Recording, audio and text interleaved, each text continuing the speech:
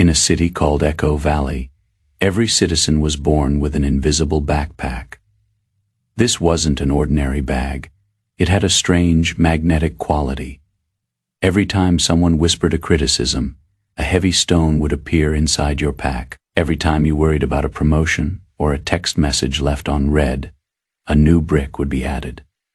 Leo was a master at collecting stones. By the age of 30, his invisible pack was so heavy that his shoulders were permanently hunched. He walked through life looking at his feet, terrified that one more judgment from a stranger would finally break his spine. His life was a constant storm of anxiety. He cared about everything: the weather, the opinions of his neighbors, and the ghosts of his past mistakes. One day, Leo heard of a man who lived at the very top of the highest peak, where the wind screamed. But the man remained silent. They called him the Stone Breaker. After a grueling climb, Leo found an old man sitting on a bare rock, watching the sunset. He didn't look like a warrior. He looked like someone who had just woken up from a very long, peaceful nap.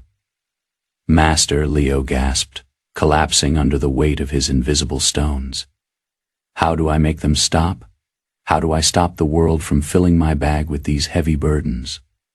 The old man, whose name was Silas, didn't look at Leo's bag. Instead, he looked at Leo's eyes. "The world doesn't put stones in your bag, Leo," he said softly. "The world simply drops pebbles on the ground. You are the one who bends down, picks them up, and carefully tucks them into your shoulders." Leo was stunned, but they hurt. The things people say, the failures, the uncertainties. How can I not care? Silas picked up a small rock. Stoicism is not about having a heart of stone. It is about having a heart of a mountain. A mountain feels the rain, but it does not move. It feels the heat, but it does not melt. He then shared the secret of the dichotomy of control. Silas explained that our lives are a theater with two types of props.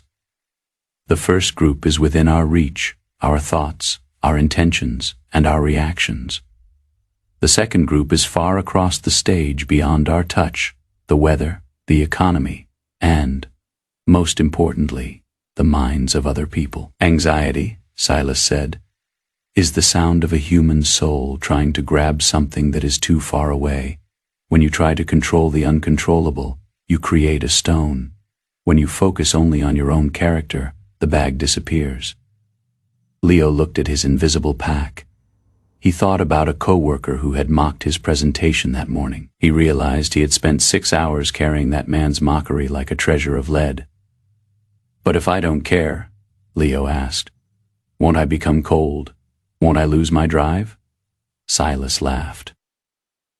"On the contrary, when you stop wasting your energy on the wind, you have all the power in the world to sail your ship." The Stoic cares deeply about his own virtue.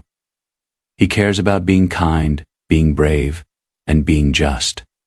But he is indifferent to the results. He sails the best he can. And if the sea swallows the ship, he goes down with a quiet mind, knowing he did his part. Leo sat with Silas in silence for a long time. He began a mental exercise. He visualized his backpack one by one. He took out the stones. "This stone is the fear of being disliked," Leo whispered. He dropped it. It vanished before it hit the ground. "This stone is the regret over a choice I made 5 years ago." He dropped it. "This stone is the anxiety about tomorrow's weather." He dropped that too. As the bag lightened, Leo's posture changed. He stood up straight for the first time in a decade. He felt a strange, new sensation, a sense of tranquility that didn't depend on the world being perfect.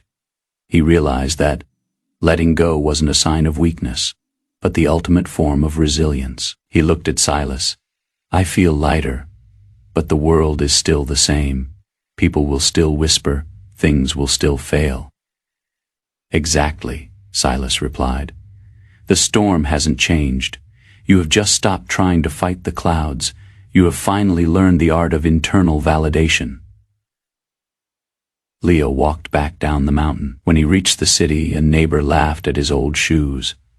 Leo felt the familiar tug to pick up that pebble. He felt the urge to be hurt, to be anxious, to defend himself. But then he remembered the mountain. He smiled, offered a kind nod, and kept walking. His bag remained empty. This is the promise of Stoicism. It doesn't give you a better life by changing your circumstances. It gives you a better life by changing your perception. It teaches you that your peace is a fortress that only you hold the keys to. Tonight, before you sleep, look at your invisible backpack. What are you carrying that doesn't belong to you? What pebbles have you mistaken for mountains? The art of not caring is actually the art of caring about the right things. Stop being a collector of stones. Become a builder of your own soul. The bag is only as heavy as you choose to make it.